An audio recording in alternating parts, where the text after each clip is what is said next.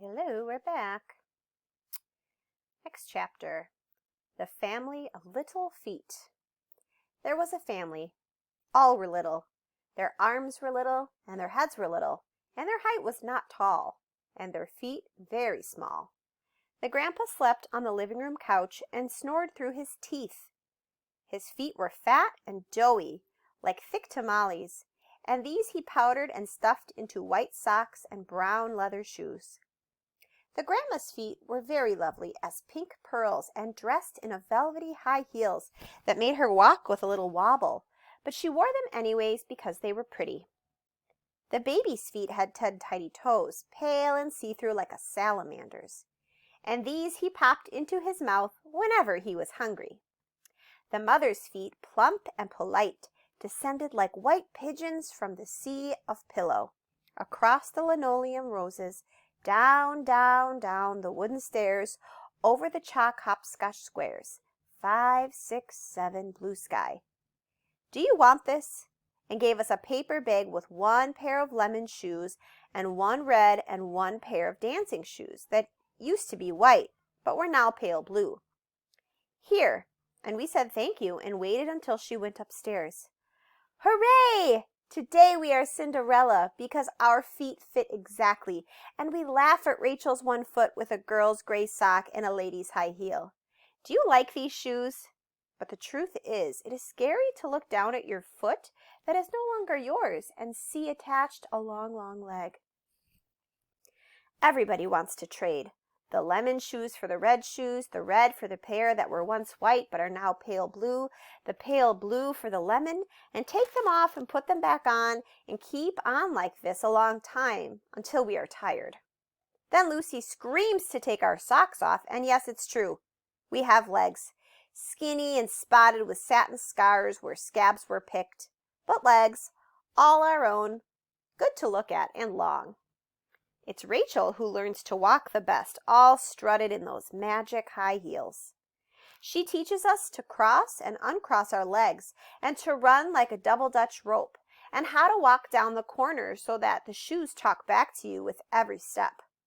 Lucy, Rachel, me, teeter-tottering like so, down to the corner where the men can't take their eyes off of us. We must be Christmas. Mr. Benny at the corner store puts down his important cigar. Your mother know you got shoes like that. Who give you those? Nobody. Them are dangerous, he says. You girls too young to be wearing shoes like that. Take them shoes off before I call the cops. But we just run. On the avenue, a boy on a homemade bicycle calls out, Ladies, lead me to heaven. There's nobody around but us. Do you like these shoes? Rachel says yes, and Lucy says yes, and I say yes. These are the best shoes. We will never go back to wearing the other kind again. Do you like these shoes? In the front of the laundromat, 6 girls with the same fat face pretend we are invisible. They are the cousins, Lucy says, and are always jealous. We just keep strutting. Across the street, in front of the tavern, a bum man on the stoop. Do you like these shoes? Bum man says, Yes, little girl. Your little lemon shoes are so beautiful. But come closer. I can't see very well. Come closer, please. You are a pretty girl, Bum Man continues. What's your name, pretty girl? And Rachel says Rachel, just like that. Now you know to talk to drunks it's crazy, and to tell them your name is worse. But who can blame her?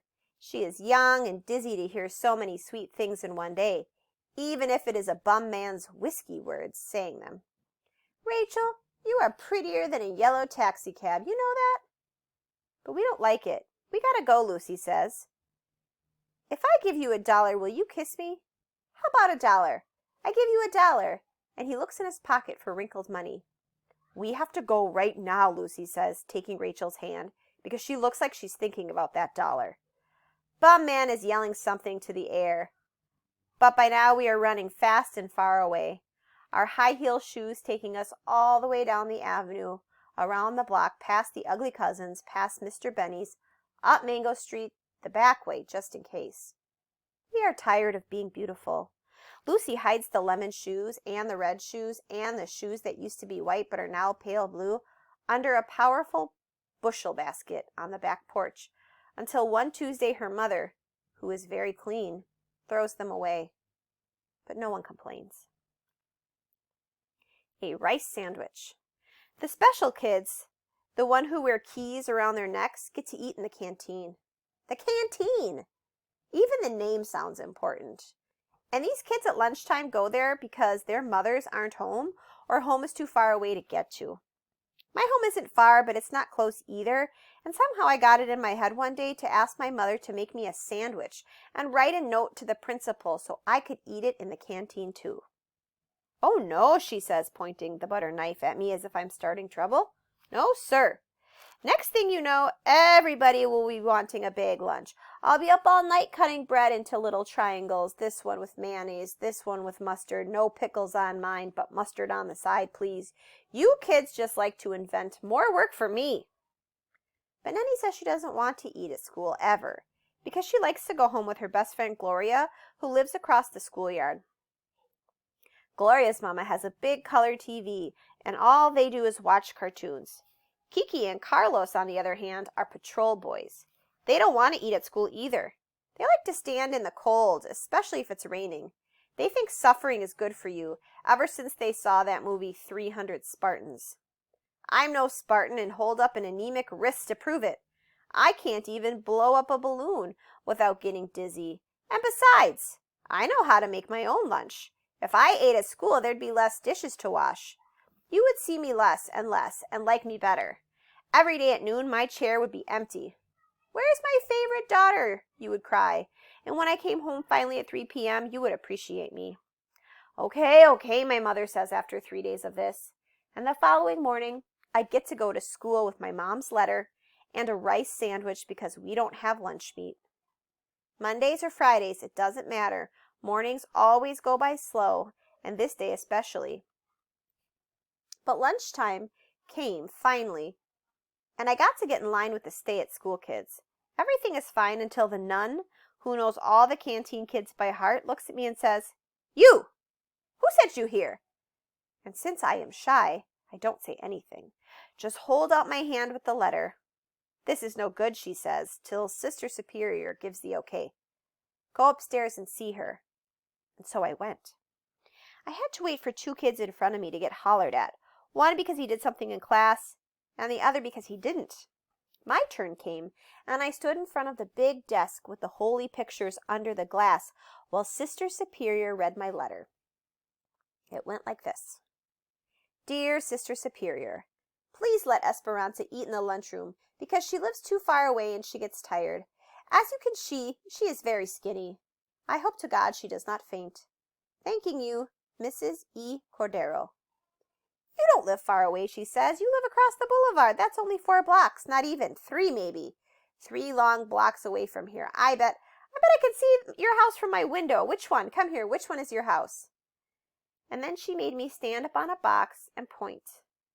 "That one?" she said, pointing to a row of 3 ugly flats, the ones even the Raggedy Men are ashamed to go into.